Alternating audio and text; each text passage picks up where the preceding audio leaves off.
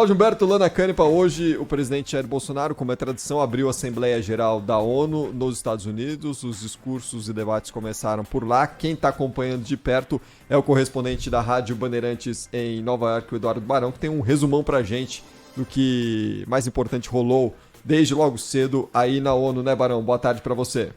Boa tarde para você e para todo mundo aí no Brasil. Voltamos a falar aqui da Assembleia Geral da ONU em Nova York, onde o presidente Jair Bolsonaro realizou o discurso logo na abertura da cerimônia. Bolsonaro começou fazendo um balanço das ações realizadas durante a pandemia, afirmou que seu governo trabalhou para preservar empregos e vidas e citou o auxílio emergencial. Depois garantiu que a corrupção acabou no seu mandato e que a economia está voltando a crescer.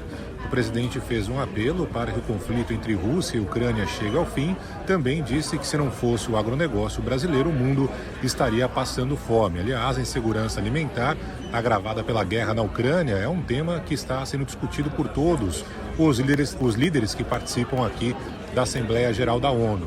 O secretário-geral da entidade, Antônio Guterres, fez um apelo aos chefes de Estado e de governo, dizendo que o mundo está em perigo e paralisado. O Conselho de Segurança não consegue levar questões à frente, as instituições democráticas estão sob ameaça e mesmo a cooperação internacional não pode seguir dessa forma. Guterres disse que o diálogo é o único passo à frente, a única solução. Nenhuma medida global pode ser feita sem a coalizão daqueles que desejam, sem a coalizão do mundo.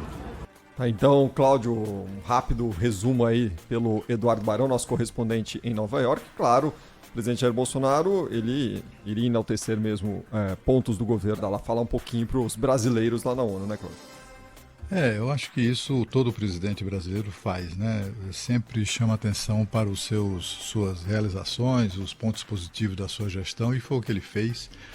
Foi um texto elaborado, alinhavado, digamos assim, pelo próprio ministro das Relações Exteriores, o embaixador Carlos França.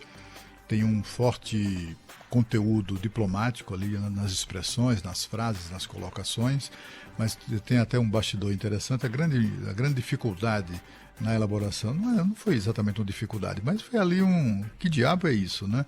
Para ela começar a tratar do discurso, foi o tema fixado pelo português Antônio Guterres, que é o secretário-geral das Nações Unidas, que é uma figura muito confusa, né? Ele tem uma permanente confusão mental, isso para não falar da conhecida hesitação em tudo, né? Ele visitou o teatro de guerra, por exemplo, lá na Ucrânia, 4 ou 5 meses depois de iniciada a guerra.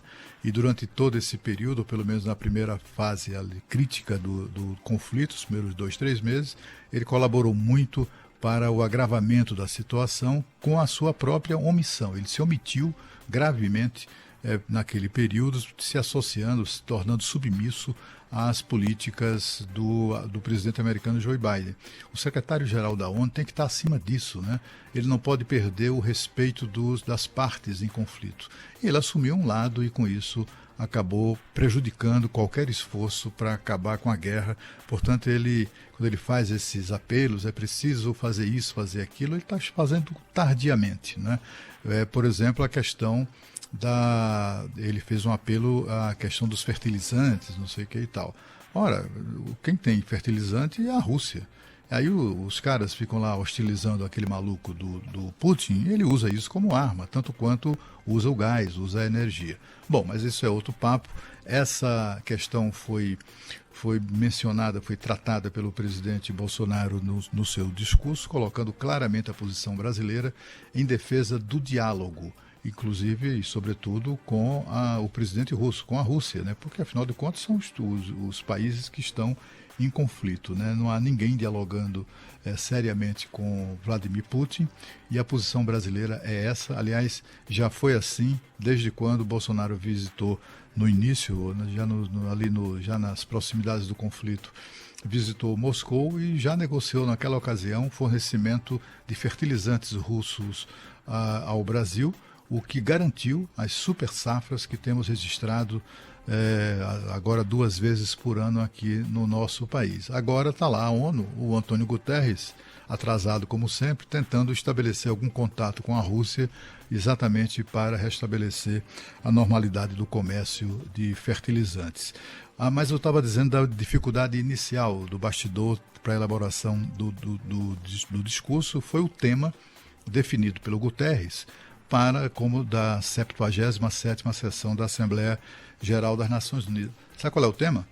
Um momento divisor de águas, soluções transformadoras para desafios interligados. O que é que ele quis dizer com isso, né? Mas, enfim, de qualquer maneira, deram um jeito ali na redação do discurso do presidente para mencionar algo que lembrasse esse tema meio confuso, tão confuso quanto a cabeça de quem o elaborou, né? E o presidente tratou disso, foi logo no início do discurso, e falou, como já foi dito aqui, também da questão lá ele falando sobre números do seu governo, inclusive da recuperação da economia, né? Ele lembrando as questões todas que têm sido notícias, né? Tem sido notícia, como a queda da inflação, que deve ficar ali à volta ou abaixo de 6% em 2022, o crescimento do PIB, muita gente apostava no crescimento negativo, né? E o PIB vai crescer alguma coisa em torno de, em 2022, segundo a projeção do Boletim Focus, 2,4%, que é um crescimento bastante razoável para um país que vinha ali fazendo voos de galinha, né? De galinha obesa, né?